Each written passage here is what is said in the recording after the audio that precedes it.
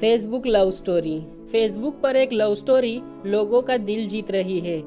ये कहानी इतनी रोमांटिक है कि शायद आप भी प्यार में पड़ना चाहेंगे। खास बात यह है कि जिस कपल की ये कहानी है उनकी लव स्टोरी भी फेसबुक के जरिए ही शुरू हुई थी। स्नेहा चौधरी के लिए घर वाले लड़का तलाश रहे थे। इस बीच अचानक फेसबुक पर हर्ष मेहता का चैट बॉक्स में एक मैसेज आया।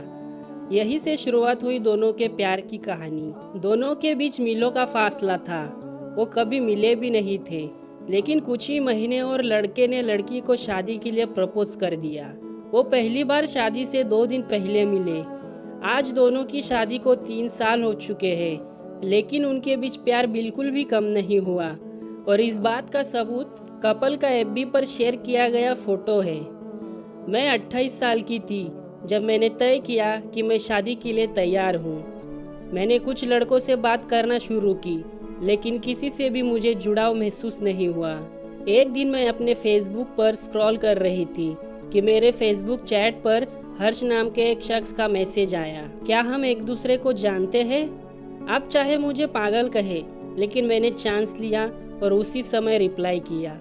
उसके बाद से हमारे बीच रोज बातचीत होना शुरू हो गई। हमारे बीच जो कॉमन फ्रेंड्स थे उन्होंने भी इसमें अहम रोल निभाया।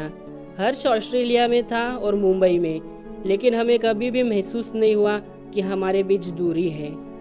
हमने 1 महीने बात की, लेकिन लगा जैसे 1 साल से हम एक दूसरे को जानते हो। समय बहुत धीमे गुजर रहा था। हम लगातार बातें कर रहे थे, लेकिन लगता था कि इतना काफ़ी नहीं है। मुझे याद है कि एक दिन हमने 18 घंटे तक बात की थी। फ़ोन की बैटरी खत्म हो रही थी, तो हमने तुरंत अपने लैपटॉप पर स्काइप ऑन कर लिया। एक दिन भी बात न हो तो लगता था कि दिन पूरा नहीं हुआ। अपना status I think I am in love update करने के बाद से वो मुझे हमेशा बातचीत के आखिर में आई लव यू बोलने लगा।